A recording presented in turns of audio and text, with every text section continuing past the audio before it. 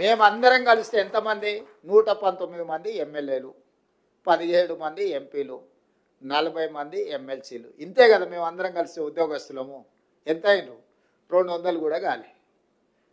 కానీ రాష్ట్రాన్ని నడిపేది 10.5 లక్షల మంది ప్రభుత్వ ఉద్యోగస్తులు. మేము 200 మంది లోపలనే ఉండే మేమే ఈ ప్రభుత్వాన్ని నడపలేము.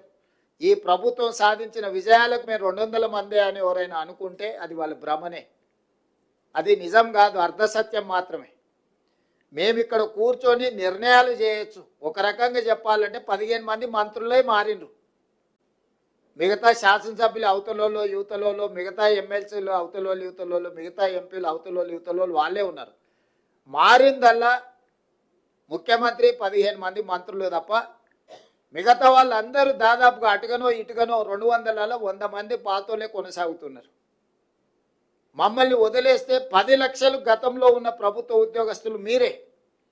ఆనాడు వాళ్ళు చేసిన తప్పు నిర్ణయాలను కూడా మీ మీద ఒత్తిడి పెట్టి అమలు చేయించారు. ఈరోజు మేము చేసే సక్రమమైన నిర్ణయాలను కూడా మీరు అమలు చేస్తున్నారు. కాబట్టి ఈరోజు ఉపాధి హామీ పథకం నుంచి మొదలు పెడితే షాదీ ముబారక్ కావచ్చు, కళ్యాణ లక్ష్మి కావచ్చు, సన్న బియ్యం కావచ్చు, 200 యూనిట్లు ఉచిత కరెంటు కావచ్చు, రైతు బీమా కావచ్చు, లేకపోతే ఈరోజు ఇందిరమ్మ ఇండ్లు కావచ్చు, మా ప్రభుత్వం గొప్పగా చెప్పుకునే సన్న బియ్యం పథకము, ఇందిరమ్మ ఇండ్లు, ఈరోజు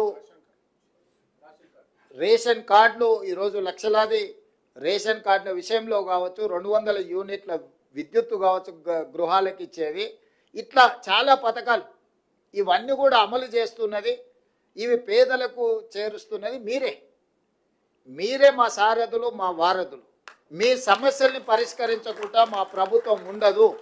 మీరు ఏ కార్యక్రమం పెట్టుకున్నా నేను మీ దగ్గరికి ప్రత్యక్షంగా ఎందుకు వస్తున్నా అంటే, కొన్ని నేను చేయగలగవచ్చు, కొన్ని చేయలేకపోవచ్చు. కానీ మిమ్మల్ని కలవడం ద్వారా మీకు ఒక విశ్వాసం ఉంటుంది.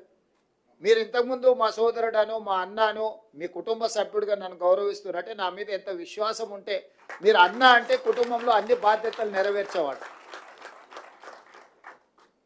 యుక్త వయసులో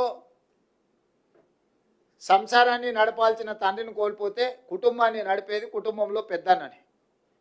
ఈరోజు మన ప్రభుత్వానికి పెద్ద దిక్కు ఉండాల్సిన ఆయన ఈ ప్రభుత్వానికి పెద్ద దిక్కు లేనంత పరిస్థితి కల్పించేసి హాయిగా పోయి హ్యాపీగా ఫామ్ హౌస్లో ఉన్నాడు. ఇక సోదరుడిగా నేను మీ దగ్గరకు వచ్చిన ఈ సమస్యల్ని, ఈ అప్పులను, వీటన్నిటిని కూడా బాధ్యతాయుతంగా నెరవేర్చడానికి నిరంతరం పనిచేస్తున్నాను.